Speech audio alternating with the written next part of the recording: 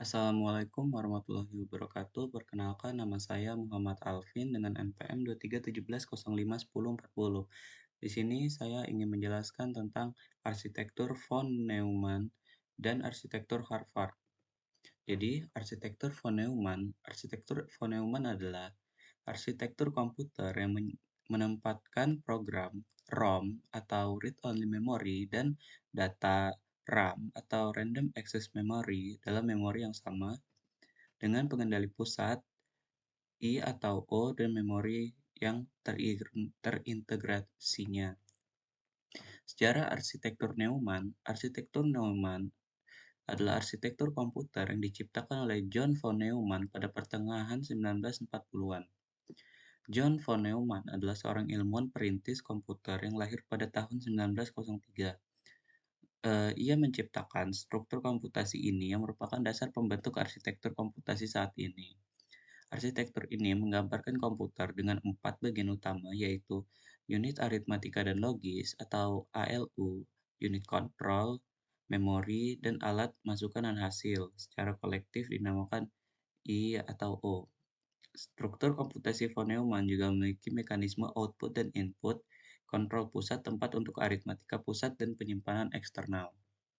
Perkembangan arsitektur Neumann perkembangan terdiri dari beberapa faktor termasuk pengembangan teknologi. Perkembangan teknologi memungkinkan pengembangan arsitektur komputasi yang lebih canggih dan efisien.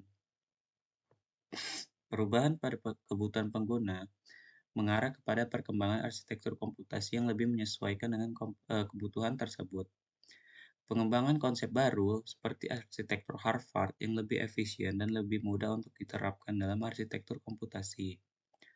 Lalu, inovasi dalam pengembangan hardware dan software memungkinkan pengembangan arsitektur komputasi yang lebih canggih dan efisien. Kelebihan dan kekurangan arsitektur von Neumann.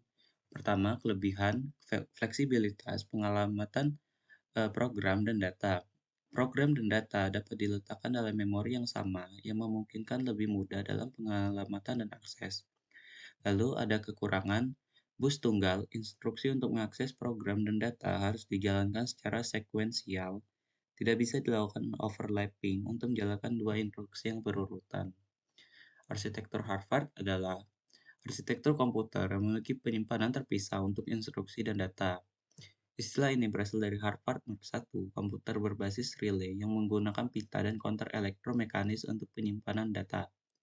Dalam arsitektur Harvard, instruksi dan data tidak perlu berbagi karakteristik seperti kata lebar, waktu, penerapan teknologi, dan alamat memori. Dalam beberapa sistem, instruksi dapat disimpan dalam ROM, sementara memori data umumnya memerlukan RAM.